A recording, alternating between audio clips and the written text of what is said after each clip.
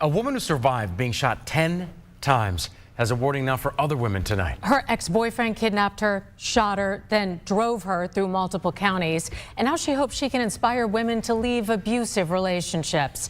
Channel 2's Audrey Washington is live at DeKalb County Police headquarters in Tucker tonight. And Audrey, this survivor told you the ordeal went on for hours. Right, she told me her ex-boyfriend drove her around for hours while she sat in the passenger seat of her car, bleeding out from 10 gunshot wounds. I'm sorry. Shimei Pitt did not think she would survive it. Right here, I have a bullet wound. She says on November 2nd, in a fit of rage, her ex-boyfriend Joshua Woodruff shot her 10 times. I see the inside of me on the outside. Pitt tells me she agreed to meet with her ex to talk. She says that conversation turned violent and there was a struggle inside of her car. He steps back, he steps forward, and he starts shooting me. My ears are ringing, but I come into realization that he's shooting at me. Pitt says Woodruff then drove her from Snapfinger Road in DeKalb County to Douglasville. At one point, she says she heard Woodruff make 2 phone calls. Basically asked them what to do with my body. I'm scared. I asked him, can I just write a letter to my son? Pitt says Woodruff eventually abandoned her at a hospital while paramedics rushed her to another hospital in critical condition. Security detained Woodruff. Police charged the 25-year-old with aggravated assault and false imprisonment. Pitt's mother says she wants the charges upgraded. He needs to be charged for bringing over county lines. He needs to be federally charged for having an automatic switch, which is a federal offense. A few days ago, the Fulton County DA said Atlanta is under a domestic violence epidemic with nearly 1,000 felony cases pending. Pitt says she hopes more people in an abusive relationship will get out before it's too late. You see that red flag? Run away. On November 2nd, 2025, in DeKalb County, Georgia, 23-year-old Shimei Pitt met with her former partner, 25-year-old Joshua Woodruff, for what was expected to be a brief discussion. Within minutes, the situation shifted into an unbroken sequence of violence and movement. Multiple shots were fired inside the vehicle, and the car became the center of a prolonged, uncontrolled drive across county lines. As they traveled, Shimei remained alive, speaking clearly enough to ask not to die inside the vehicle.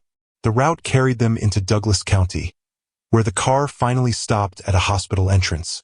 Law enforcement detained Woodruff on arrival, and investigators began reconstructing the events that unfolded between the first gunshot and the hospital doors.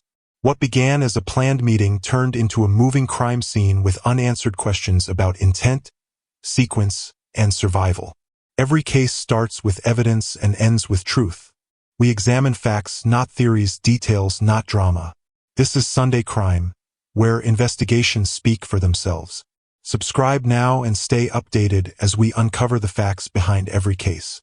Shimei Pitt, born in 2002, was 23 years old at the time of the incident on November 2, 2025.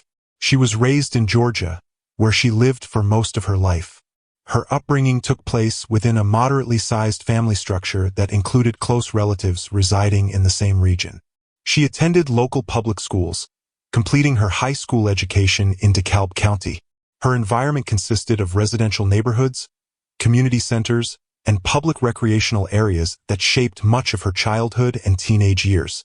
As she entered adulthood, Shimei developed a routine consistent with many individuals in her age group. She maintained part-time employment in customer service positions, balancing work with personal commitments. She was known to maintain a consistent daily routine, usually focused on work shifts, time with friends, and activity on her social media accounts. People who knew her described her as organized and socially active. These characteristics were frequently noted by acquaintances who interacted with her regularly. Shimei had an active presence on platforms such as Instagram, Facebook, and TikTok.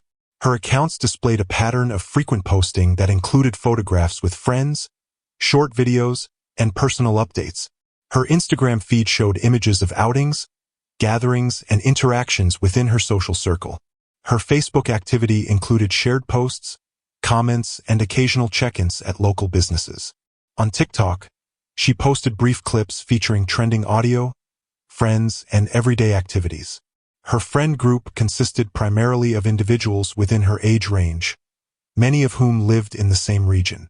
These individuals frequently interacted with her posts, appearing in photos and videos that documented her lifestyle. They described her as consistent in her communication habits and noted that she typically responded promptly to messages and calls. Public interactions on her pages suggested that she had a stable community of acquaintances who engaged with her online activity. Several of them later gave statements referencing her character, noting she had been focused on personal goals and distancing herself from prior relationship conflict. Shammai and Joshua Woodruff met several years before the events of November 2, 2025. Their introduction reportedly occurred through mutual acquaintances in Georgia. Their relationship progressed from initial communication on social media to in-person interactions, eventually developing into a romantic partnership. In the early stages, their social media accounts showed photos together, comments, and shared posts. Over time, the tone of the relationship appeared to shift. Friends reported recurring conflicts and periodic separations. Publicly visible posts began to decrease, and some previously shared images were deleted. Observers noted unfollows and removed tags indicating a decline in the stability of the relationship. According to statements from close friends, the couple had experienced disagreements leading up to the breakup. The timeline indicated that the separation occurred weeks before the November 2 meeting. Friends mentioned reasons that included communication issues and unresolved disputes. These tensions formed the context for the meeting Shammai agreed to attend in DeKalb County. Joshua Woodruff, age 25 at the time of the incident, was also raised in Georgia. He completed his schooling in the same general region as Shammai. His employment history included positions in manual labor and service-related jobs. Individuals familiar with him described his background as relatively stable, though marked by personal challenges and inconsistencies in long-term employment. In prior relationships, he was described as private, with behavioral patterns that sometimes involved jealousy or difficulty handling conflict. People who knew him noted that he could become withdrawn during disagreements. There were no widely documented domestic issues from his earlier relationships, though acquaintances referenced moments of heightened tension. Publicly available information showed no major criminal convictions prior to November 2, 2025. However, there were references to minor altercations and disputes that had not escalated to formal charges. On social media, his persona included posts that occasionally referenced frustration or emotional instability. These posts were not overtly threatening but were interpreted by some followers as reflective of internal conflict. In the weeks preceding the incident, there were indications of increased tension between him and Shammai. These included arguments, misunderstandings, and disagreements noted by third parties. The full extent of their disputes before November 2 was reconstructed from witness statements and digital evidence. In the days leading to November 2, 2025, communication between Shammai and Joshua occurred primarily through text messages and social media direct messages. The content of these conversations reportedly involved discussions about unresolved topics from their breakup. Joshua expressed interest in meeting to discuss their situation, while Shammai maintained boundaries intended to keep the conversation controlled and limited. Arrangements for the meeting were made through these communications. Shammai agreed to meet him in DeKalb County for what she described to friends as a brief, straightforward conversation. Her intention, according to those close to her, was to establish closure and address remaining concerns. She did not express plans to reconcile and had indicated that she wanted the discussion to be concise. The communication records leading up to the meeting showed no indication of immediate physical danger. The tone of the exchanges suggested logistical planning rather than active conflict. Joshua reportedly insisted on meeting in person, and Shammai eventually agreed. On November 2, the meeting took place in DeKalb County, Georgia. The location was a public area with normal daytime activity, though not heavily populated at the time they met. Weather conditions were clear, and traffic in the area moved at routine levels. No reports indicated unusual environmental circumstances that may have contributed to the incident. Witness presence was limited. Surveillance from nearby businesses captured portions of the area surrounding the meeting point. The setting was consistent with typical suburban patterns in the county, with open parking areas and connected roadways. Later in the sequence of events, the situation transitioned into Douglas County. The drive between counties included multiple stretches of roadway monitored by traffic cameras, which later assisted investigators in determining the timeline. On the afternoon of November 2, 2025, 23-year-old Shamai Pitt arrived at a prearranged meeting point in DeKalb County, Georgia. The location was a public area near a row of small retail businesses, positioned close enough to a main road that vehicles passed consistently, but not crowded enough to draw immediate attention to two people talking inside a parked car. Security cameras from a nearby gas station, a convenience store, and a restaurant patio had partial views of the lot. Footage later examined by investigators showed Shamai walking toward a dark-colored vehicle identified as belonging to 25-year-old Joshua Woodruff. At 2:17 p.m., she opened the passenger door and entered voluntarily. No signs of physical force or struggle were visible in the moments before the door closed. Inside the vehicle, the two remained stationary for several minutes. Bystanders visible on surveillance footage passed by without reacting, indicating no outward disturbance during the first stage of the conversation. Investigators later reviewed available audio from corner microphones, though the recordings were distant and did not capture words clearly. The only identifiable markers were tone shifts and overlapping voices, suggesting a discussion that became increasingly layered and fast-paced.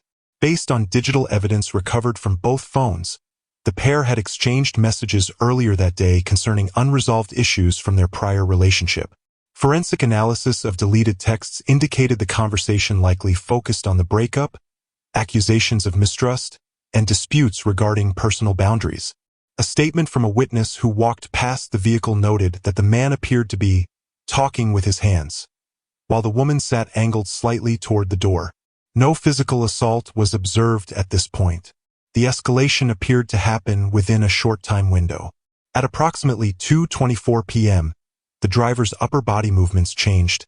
Security footage captured a shift from facing forward to leaning inward toward the center console. According to later forensic reconstruction, this was the moment when Joshua retrieved a firearm. The weapon was identified as a semi-automatic handgun, commonly sold in the region, with a magazine capable of holding more than 10 rounds. Investigators determined that the gun was produced quickly and without visible warning to the victim. The first muzzle flash occurred while the car remained parked. Within seconds, 10 shots were discharged inside the confined space. Ballistic analysis showed multiple entry points through the passenger seat, door panel, and interior upholstery. Shamai sustained several gunshot wounds, 2 to the torso, 1 to the upper arm, and additional grazing injuries caused by bullet fragmentation.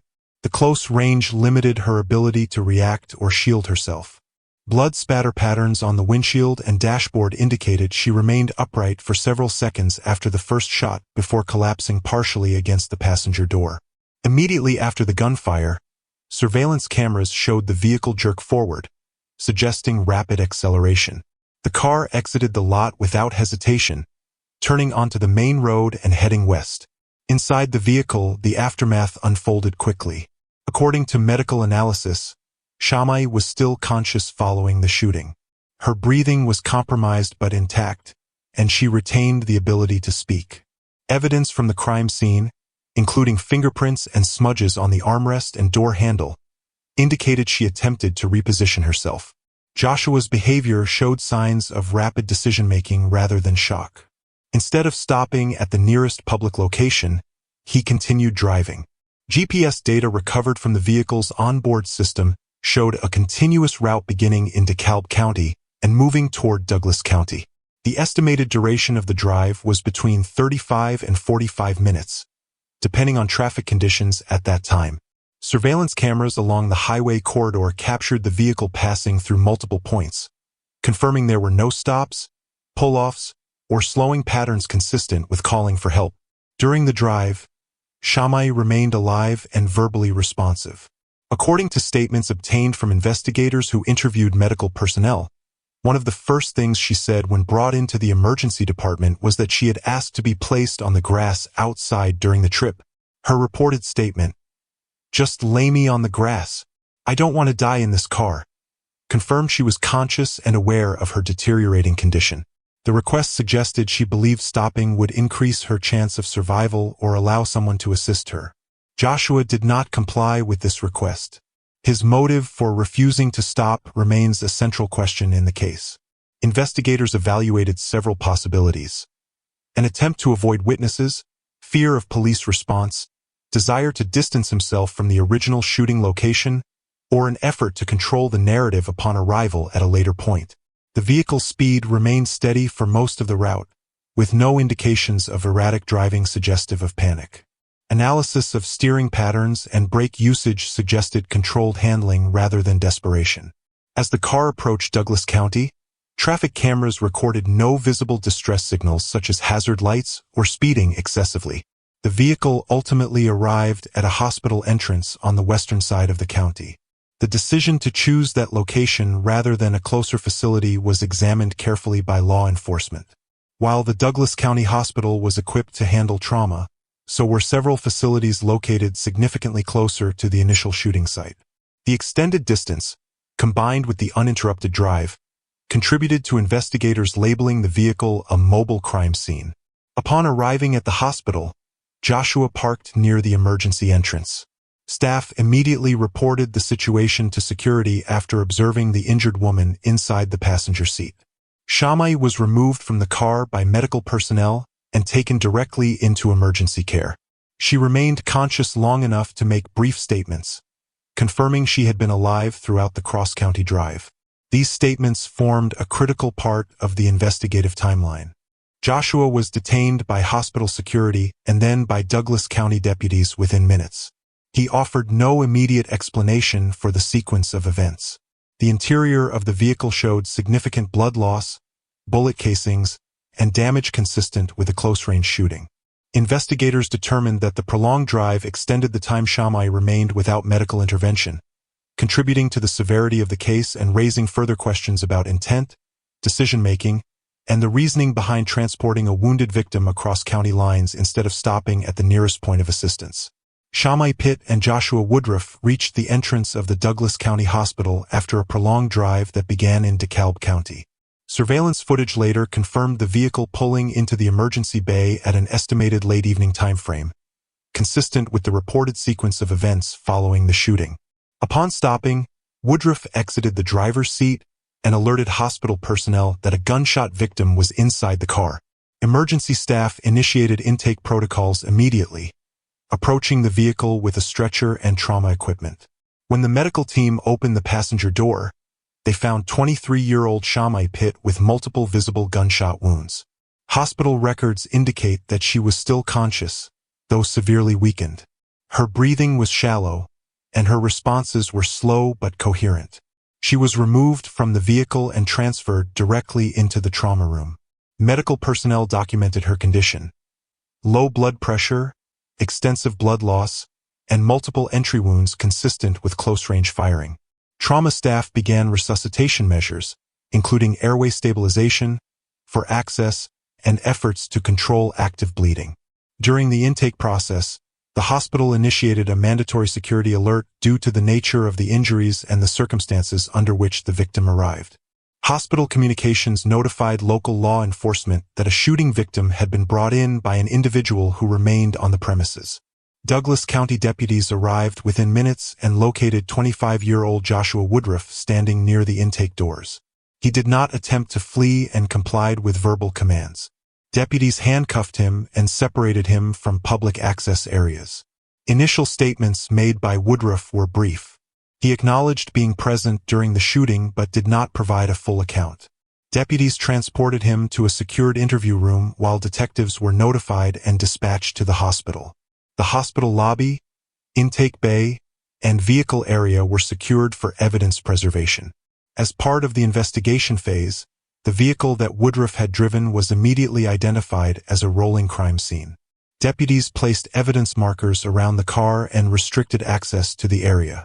The vehicle was towed to a forensic impound facility under chain of custody protocols. Inside the car, investigators later documented extensive blood patterns on the passenger side seat, floorboard, and door interior. The blood distribution suggested the victim remained seated for the duration of the cross-county drive. 10 spent shell casings were located inside the vehicle. Trajectory examinations noted that several rounds were fired from close range, leaving bullet impact marks in the interior cabin. Digital evidence recovery began shortly after the suspect was transported to a precinct. Detectives collected both Shamai's and Joshua's mobile phones from the hospital and the vehicle. Forensic analysts extracted call logs, text messages, and location histories. Communications between the two in the hours leading up to the meeting showed brief exchanges coordinating the encounter in DeKalb County. Message threads included indications of emotional tension, missed calls, and previous conversations suggesting unresolved conflict. Deleted messages were recovered from the suspect's device, including messages indicating attempts to persuade Shamai to meet in person. GPS data from the phones and the vehicle's onboard system reconstructed the drive path from the initial meeting location to the hospital in Douglas County. The data confirmed multiple highway transitions and no stops made despite the victim's condition. Witness interviews formed another layer of the investigation. Detectives contacted family members of both individuals. Members of Shamai's family recounted previous concerns about the relationship, referencing arguments and periods of separation. Friends provided similar accounts, describing times when Shamai expressed fear or apprehension regarding Woodruff's behavior after their breakup. These statements were documented to establish relational history and possible motives. Interviews with the hospital's emergency room staff supplied additional information. Several staff members reported that Woodruff remained near the vehicle initially, appeared tense, and did not attempt to interfere with medical personnel. Staff also noted he did not provide details about what occurred during the drive or the shooting. These accounts contributed to the timeline reconstruction and supported investigative findings concerning his behavior upon arrival. The motive exploration phase began with evaluating the breakup dynamics between Shamai Pitt and Joshua Woodruff. Investigators reviewed background statements from friends, family, and digital communication records. Patterns suggested jealousy and persistent attempts by Woodruff to reconcile. Several exchanges indicated efforts to regain contact, monitor Shamai's actions, or persuade her to restart communication. Past arguments mentioned by witnesses showed escalating tension and unresolved disputes. Combined, these details formed a framework indicating possible motive rooted in control, resentment, or emotional instability. The psychological profile constructed by investigators centered on Woodruff's behavioral tendencies. Interviews with individuals who knew him described anger issues and impulsive reactions during conflict. Digital evidence showed intermittent obsessive contact attempts and emotional volatility. Analysts reviewed social media activity for signs of preoccupation, hostile statements, or behavioral shifts. The weeks leading up to the shooting displayed increased communication attempts and intensified emotional language. These indicators were used to interpret the suspect's mental state and potential motivation at the time of the incident. The legal proceedings began once investigators compiled preliminary evidence. Prosecutors filed initial charges including aggravated assault, attempted murder, and possession of a firearm during the commission of a felony. Depending on the final medical outcome of the victim, additional charges such as murder or felony murder were considered. Evidence of transporting the victim across county lines without stopping for assistance led prosecutors to explore charges related to kidnapping or false imprisonment. Court hearings were scheduled to present the first wave of evidence. During evidentiary sessions, prosecutors outlined the sequence of events, beginning with the arranged meeting and leading through the shooting, extended travel, and hospital arrival. Ballistic analysis provided confirmation of the weapon used, firing distance, and trajectory. Medical examiners detailed the nature of the victim's injuries and the likelihood of survival had aid been provided earlier. Digital forensic experts presented recovered messages, GPS logs, and call histories to demonstrate intent, mindset, and timeline consistency. The defense presented counterarguments focusing on panic, emotional instability, or accidental discharge. They questioned intent, suggesting the shooting was unplanned, and that the prolonged drive was a result of confusion rather than evasion. However, expert analysis of trajectory, distance, and message history challenged these claims. Public and media response increased as details emerged. Atlanta area news outlets provided ongoing coverage of the case, highlighting the interstate drive, the shooting, and the investigation's findings. Social media discussions amplified conversations about domestic violence, control-based relationships, and the warning signs preceding severe incidents. The case became part of broader discussions on intervention, reporting, and relationship safety within local communities. Following the events of November 2, 2025, and the investigation into the shooting and prolonged transport of 23-year-old Shamai Pitt, the response from her family, the broader community, and statewide advocacy groups formed a critical part of the case's public aftermath. These reactions shaped the case's visibility, the public discourse surrounding domestic violence in Georgia, and the broader policy conversations that followed. As authorities processed evidence, interviewed witnesses, and prepared charges against 25-year-old Joshua Woodruff, community networks began forming the first layers of public response. The Pitt family issued several statements through both private communication with investigators and public remarks at gatherings held after the incident. Their statements focused on providing details about Shamai's background, her interactions with Woodruff prior to the shooting, and their concerns about the escalation of the relationship in the weeks leading up to the incident. Family members also addressed her character, habits, and general routine to assist investigators in understanding her movements and decisions on the day of the incident. These statements became part of the formal record supporting the prosecution's timeline of events. Community reaction developed rapidly. Residents of DeKalb County and Douglas County began organizing vigils at public parks, community centers, and outside the hospital where Shamai was treated. These gatherings served as locations for community members to acknowledge the severity of the case and show support for the Pitt family. Local leaders, including neighborhood association representatives, clergy members, and youth program coordinators, participated in these events, using them as structured opportunities to reinforce awareness about domestic disputes and their early warning signs. Several community groups collected statements from residents who wanted to express support or share information about prior interactions involving either Shamai or Woodruff. These accounts were forwarded to authorities if deemed potentially relevant to the investigation. Community organizers also coordinated informational sessions highlighting the resources available through local domestic violence shelters, crisis hotlines, and counseling centers in DeKalb County. These events were structured as educational opportunities rather than emotional responses, focusing on logistical information such as contact numbers, procedures for reporting domestic threats, and steps to request emergency protective orders. Local schools and youth programs in the area used the incident as a basis to reinforce existing safety protocols around relationship conflicts among young adults. Staff members were briefed on how to identify signs of escalating disputes and how to refer affected individuals to designated county resources. These measures were implemented not as memorial acts but as procedural developments following the public attention generated by the case. As the case gained attention through news coverage and community conversations, advocacy organizations in Georgia began weighing in. The incident aligned with patterns documented in statewide domestic violence reports, specifically cases involving young adults, firearm use, and violent escalations occurring after relationship breakups. Organizations such as the Georgia Coalition Against Domestic Violence referenced the incident in public statements discussing the frequency of such events, particularly involving former partners and unreported disputes prior to the violent incident. Advocacy groups pointed out that the multi-county nature of the case emphasized gaps in cross-jurisdiction communication during domestic violence escalations. They argued that earlier reporting mechanisms could have triggered interventions had previous incidents between Pitt and Woodruff been documented or formally reported.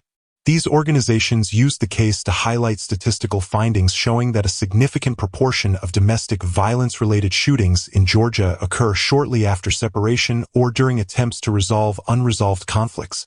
Workshops and panels hosted by domestic violence organizations incorporated references to the case in order to provide real-time context for the risks associated with meeting with former partners without having precautionary measures in place.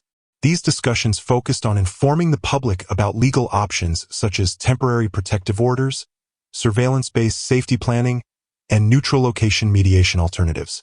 Several Atlanta-based advocacy groups released data-driven reports after the case gained attention, noting Georgia's ranking in national domestic violence fatality statistics.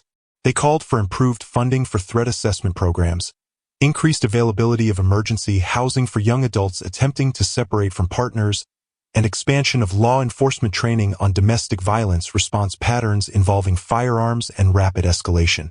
Following months of investigative work, ballistic analysis, digital evidence retrieval, witness interviews, and medical evaluations, prosecutors proceeded with formal charges against Joshua Woodruff. The charges included attempted murder, aggravated assault, possession of a firearm during the commission of a felony, and false imprisonment related to the prolonged transport of an injured victim across county lines. During preliminary hearings, the prosecution presented evidence detailing the number of shots fired inside the vehicle, the trajectory analysis completed by forensic specialists, the timeline reconstructed using GPS data, and medical assessments describing the extent of Pitt's injuries. Digital communications recovered from both parties' phones were also introduced to establish timeline, context, and potential indicators of motive. The defense introduced arguments emphasizing panic, misinterpretation of events, and questions about intent. However, the compiled evidence supported the prosecution's narrative of deliberate harm, sustained control, and extended transportation without seeking immediate medical intervention. Upon conclusion of trial proceedings, the court rendered a guilty verdict on the primary charges. Sentencing included a lengthy prison term consistent with Georgia state sentencing guidelines for aggravated assault with a firearm and attempted murder. Additional penalties included firearm possession restrictions, probation conditions following release, and mandatory participation in behavioral intervention programs. The case generated sustained discussion among policymakers, advocacy groups, and law enforcement agencies. Policy discussions focused on improving early intervention mechanisms, particularly for individuals who show signs of escalating disputes with former partners. Lawmakers referenced the case when discussing proposals for statewide threat assessment units, cross-county notification systems, and increased funding for domestic violence prevention programs. County officials in DeKalb and Douglas counties reviewed their existing procedures involving domestic disturbance response, considering whether enhanced training or interagency coordination might prevent similar prolonged incidents. Local police departments examined whether additional communication protocols could help track high-risk individuals or identify potentially dangerous meetings between former partners before conflict escalated. Advocacy groups continued calling for earlier intervention in volatile relationships, emphasizing the need for expanded public education on recognizing precursor behaviors. They highlighted the importance of accessible reporting tools for young adults, particularly those reluctant to involve law enforcement until conflicts have escalated beyond early warning stages. Over time, the incident became part of training modules for domestic violence responders in Georgia, illustrating the importance of multi-county coordination, rapid response, detailed digital evidence collection, and clear documentation of relationship history in risk assessments. The case's long-term impact centered on its use as a reference point in discussions about prevention, resource allocation, and the structural changes needed to reduce similar incidents in the future. Facts verified. Case concluded. Justice is found in what remains proven. This is Sunday Crime until the next investigation.